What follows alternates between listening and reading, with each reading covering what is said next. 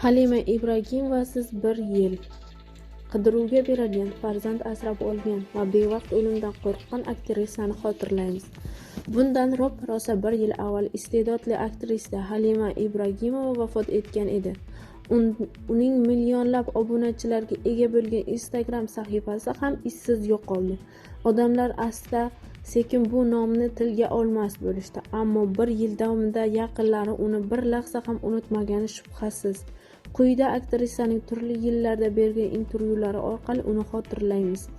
Aktrisa Halima Ibragimova 1979-yili Abaydulla va Munira Ibragimovalar oilasida 3-qiz farzand bo'lib dunyoga kelgan. Oilada o'g'il farzand bo'lmagani uchun 4 qizning bari uy ro'zg'or ishlariga usta qilib tarbiyalangan. Bolaligim juda ajoyib o'tgan. Rahmatli otamning mahalla kuyida hurmati baland edi.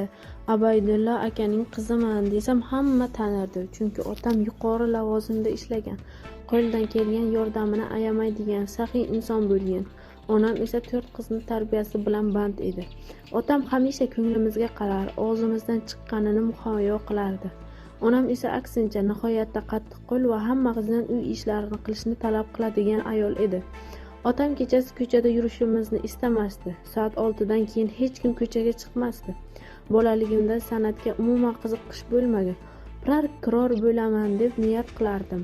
Shu sabab 3 marta huquqshunoslik kollejiga ham o'qishga topshirganman, ammo qabul qilishmagan, degandi aktrisa.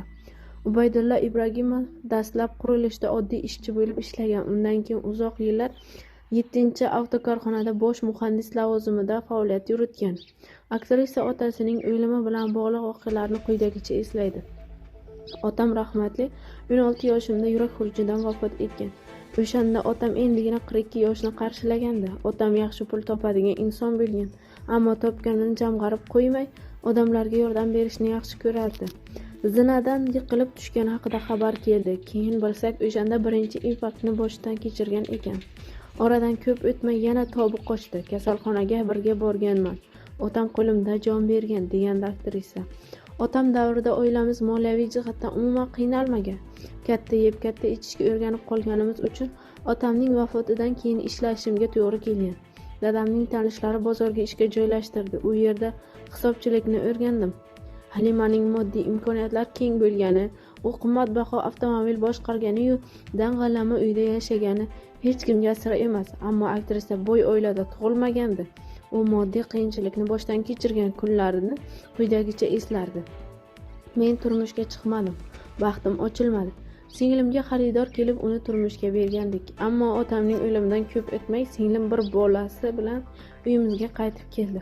3 ayol uydamiz. Yosh bolaning ham o'ziga yarasha xarajatlari bor. O'ylab oxiri qora bozorda tirikchilik qilishga majbur bo'ldim. Chunki vaziyat shu darajada yetgandiki, ro'zg'or uchun uydagi texnika yoki mebellarni sotishni boshlagandik. Sarmoyaga kiritadigan mablag'im bo'lmagani uchun boshqalarga ishchi edim. Ya'ni kunlik ishim uchun haq olardim. Undan keyin 7 yil mobaynida Farhod bozorida ishlaganman. Bozor meni tarbiyalab, hayot maktabini o'rgatgan desam ham bo'ladi. Aktrisa asabiy bo'lib qolishiga atrofdagilar sababchi bo'lgani haqida ham aytib o'tgandi. Ba'zan asabiylashib og'ir gapirib yuborishimni bilaman. Men ham onamning qornidan shunday tug'ilmaganman. O'zgarishimga odamlarning o'zi sababchi bo'lgan. Bozorda haqqimni talab qilib baqir-chaqir qilmasam, non topolmasligimni tushunganimdan keyin o'zgarganman. Bozor katta maydon, unda faqat kuchlilar non topadi. Ishlashni boshlaganimdan keyin oilamizning moliyaviy ahvoli ancha yaxshilangan. Ammo 6 yildan keyin onam ham yurak xurujidan kasalxonada vafot etgan. Onamdan 22 yoshimda yetim qolganman. O'ylab qarasam, bolaligimda pishir kuydirga qiziqadigan, uydan ko'chaga chiqishni istamaydigan qiz bo'lganman. Bir yiqilarkansiz, 2 yiqilarkansiz, keyin o'rganib turib harakat qilishga majbur bo'larkansiz. Odamlarga xo'p bo'ladi deb tavozi qilsangiz yanchib o'tib ketishar ekan. Bolaligidan san'atga qiziqmagan va oilasi ijoddan butunlay yiroq bo'lgan Halima Ibragimova nega 21 yoshda bu sohaga mehr qo'ygan? San'atkor bo'lishimda Shukrullo Isroilovning o'rni katta. Shu boisdan ham u insonni ustozim deb bilaman. Bir kuni to'yga borganmiz xizmatga. Shukrullo aka kelgan. Qizlar bilan hazil-huzul qilib bir raqsga tushganman. Harakatlarimni Shukrullo Isroilov kuzatib o'tirgan ekan. O'shanda gala konsertga tayyorgarlik ko'rishayotgan bo'lgan. Xullas, to'yning egasiga qo'ng'iroq qilib, mening raqamimni olgan. Konsertga chiqasanmi deganida qo'rqqanman, ammo o'sha paytdagi ruhiy holatimda nimanidir o'zgartirishim kerak edi. Rozi bo'lganman. Eng qizig'i, tomoshamiz barchaga manzur bo'lgan. Ana shundan keyin institutga hujjat topshirganman va drama aktyorligi yo'lida tahsil olganman. Aktrisa onasining og'ir betobligi sabab turmushga chiqolmagani va bir marta sovchi kutgani haqida kulib eslardi. Yashirmayman. Bir marta 22 yoshimda sovchi kelgan, ammo rad javobini berganman, chunki u paytda turmushga chiqish haqida o'ylab ham ko'ra olmasdim. Onam og'ir kasal, singlim bilan navbatma-navbat uxlamay onamning oldida o'tirardik. Shu sabab oila qurish xayolimga ham kelmagan. Ota-onamning o'limidan keyin siqilib qolganman. Atrofimdagi insonlarning bari yigitlar edi, chunki bolalikdan qizlar bilan chiqishmayman. Ular bilan diskotekalarga borardim, sochlarimni ham ulardek kestirib yurardim. 28 yoshimda esa menga oila qurishni taklif berishdi. Avvaliga ustimdan kulyapti deb o'yladim. Aktrisa nega o'zidan 7 yosh kichik yigit bilan oila qurgan va to'ydan avvalgi shartnomalar haqida quyidagilarni gapirgandi. Turmush o'rtog'im katta opamning qo'shnisi bo'lgan. O'g'il to'y qilamiz deb uyni ta'mirlayotganimizda pochcham hasharga olib kelgan. Avvaliga pochcham senga uylanmoqchi deganda ustimdan kulyapsizmi, hali yosh bola-ku deganman. Chunki u paytda men 28 yoshda, turmush o'rtog'im esa 21 yoshda bo'lgan. Keyin qaynonam savchilikka kelgan. Baribir oila qurib farzandli bo'lishing kerak deyishgandan keyin oila qurganman. Halima eri bilan 10 yilga shartnoma tuzgan. Puliga uylangan degan gap so'zlar mutlaqo asossiz. Bu insonni boshimga musibat tushganda ham sinaganman. Oldimda do'stlarim qolmaganda u inson qo'llab-quvvatlagan. Aktrisa o'z-o'zini turmushga bergani va uning fe'l-atvorini qaynona va qaynotasi qanday qabul qilgani haqida so'zlab bergandi. 28 yoshimda o'zimni o'zgartirishim qiyin edi. Shu bois turmush o'rtog'imga borincha qabul qila olasizmi deganman. Soxtalikni yomon ko'raman. Atrofdagilarning ko'ziga boshqacha bo'lib ko'rina olmayman. Turmush o'rtog'imni sizlay olmaganman. Qaynonamga ham ertalab vaqtli tura olmasligimni avvaldan aytganman. Hatto qaynonam rahmatli sizni oyijon deya olmayman deganim ham esimda. Turmush o'rtog'im og'ir bosiq, fe'l-atvorimiz bir-biridan keskin farq qiladi. Undan sabrni o'rgandim. Ijtimoiy tarmoqlarda aktrisa qizini asrab olgani haqida ham mish-mishlar tarqalgandi. 2 farzandimni ham o'zim dunyoga keltirganman. Bunga faqat shukrona keltiraman, ammo haqiqatdan ham qiz farzand asrab olmoqchi bo'lganman. Uzoqroq tanishimiz 5-farzandga homilador bo'lgan. Eri esa qandaydir jinoyatni sabab qamalib qolgan. Ayol 5 ta bola bilan ijara uyda yashardi. Xullas u bolani kimgadir berib, ishlash niyati borligini eshitib yordam qilmoqchi bo'lganman. Ayol ham erkak ham bolani berishga rozi bo'lgan. Bolani uyimga olib kelib, unga alohida xona tayyorlaganman. Enaga yollaganman. Mehrim tushib qolgan. Uni haqiqatdan o'z bolamdek qabul qilganman. Ammo hamma hujjatlar tayyor bo'lganida er-xotin aynab qolishgan. O'ylab qarasam, ularning avvaldan bolani berish niyatlari bo'lmagan. Shunchaki biroz dam olmoqchi bo'lgan.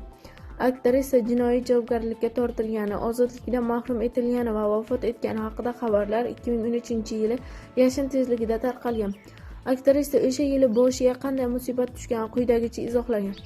Oilaviy tadbirkorlik bilan ham shug'ullanamiz. Opa-singillarimning faoliyati pul ayirboshlash bilan bog'liq bo'lgan. Xullas, ular reydga tushib qolgan va hammasini tergovga olib ketishgan. Bu xabarni eshitganimda qo'rqib ketganman. Bolalarimni olib yashirinishga majbur bo'lganman. Men ota uyimda yashayman. Opalarim ham shu uyda ro'yxatda turishadi. Shu bois uyimizda tintuvlar bo'lgan. O'sha paytda kimning do'st ekanligini bilib olganmiz. Chunki ko'pchilik o'zidan itargan, xuddiki biz bilan aloqa qilsa boshiga bir kulfat tushgandek tutgan. Eng yomoni mening o'lganim haqidagi xabarni opa-singillarim eshitganda shok holatiga tushishgan. Oilamizda ayblanganlar bo'ldi, ammo men sudlanganim yo'q. Opa-singlim oilasi bag'riga qaytgunicha 11 ta bolaga qaraganman. Bolalarning qachon qaytishadi, ertaga kelishadimi degan savollar dilimni xun qilardi. Aktrisa ijtimoiy tarmoqlar kuzatuvchilari bilan ko'p nizoga borishi va buning uchun bir nechta marta jazolangani haqida aytib o'tgandi. Men ham odamman, menda ham ko'ngil bor. Ijtimoiy tarmoqlarga semiz deb shunchalik haqoratli so'zni yozishadiki, chidab bo'lmaydi. Go'yo men qomatimning qandayligini bilmayman. U menga gapirib beryapti. Tug'ilganimdan beri shu qomat bilan yashayman. Bizning oilada ozg'in va insonning o'zi bo'lmagan. Keyin turmush o'rtog'im va bolalarimni haqoratlab yozishlariga chidolmayman. Mard bo'lsa yuzimga gapirsin. Nimadandir jahlim chiqib chidab turolmayman. Konsert paytida ovoz oxunga Botirxon Imomxo'jayevga va Ma'mur Xolmedovga musht tushirganman. Ahad Qayumning yegan kaltagi esa hammaga ma'lum. To'g'risi, Ma'murni urganimga afsuslanaman, chunki yuzida shiram qolib ketgan. O'zbekiston xalq artisti Yulduz Usmonova Instagramdagi sahifasiga jonli efirga chiqib, komik aktrisa Halima Ibragimovaning o'limi sababi haqida gapirdi. Unda grijasi, umurtqa pog'onasi, churrasi bor edi. Yo grijasini oldirish kerak edi yoki tana va vaznini yengillashtirish kerak edi. Shuning uchun oshqozonini kestirish amaliyotini qildiribdi. Menga ham bildirmay. Yo'q bo'lib qoldi. Xavotirlanib qo'ng'iroq qildim. Opa, operatsiya qildirgandim. Joyi yiringlab ketibdi dedi. Operatsiya boshqatdan qilinganda teri yetmay qoldi. 20 ga 50 joyi ochiq turgan. O'sha joy yiringlagan. U ham bu ham emas, umri shu joygacha ekan. Biz shunday bo'lishini bir hafta oldin bilgandik, tayyor bo'lib turgandik. Bugun o'sha joyi tikilishi kerak edi. Kamiga qondagi qand miqdori ham 30 ga ko'tarilib ketibdi. Qon bosimi ham juda baland edi. Ustiga ustak donor ham topilmagan, deydi Yulduz Usmonova. Shuningdek, Halima Ibragimova Yulduz Usmonovadan umra safariga olib borishni so'ragani, oxirgi paytda 5 vaqt namoz o'qigani haqida ham gapirib o'tdi.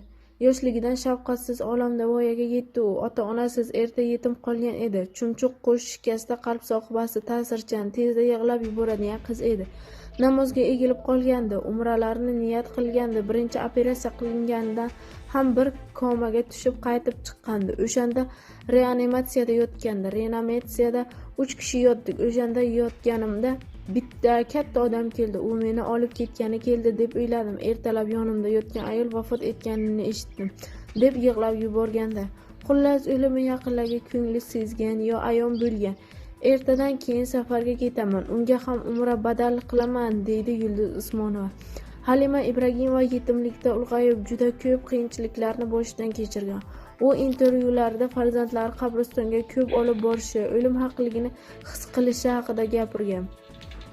O'lim haq, har birimiz bir kun bu dunyodan tark etamiz. Faqat Yaratgandan erta jonimni olma deb so'rayman. Qariganimda nabiralarim boqishini, ularga mehr berishni istayman, deganda marhuma so'nggi intervyusida.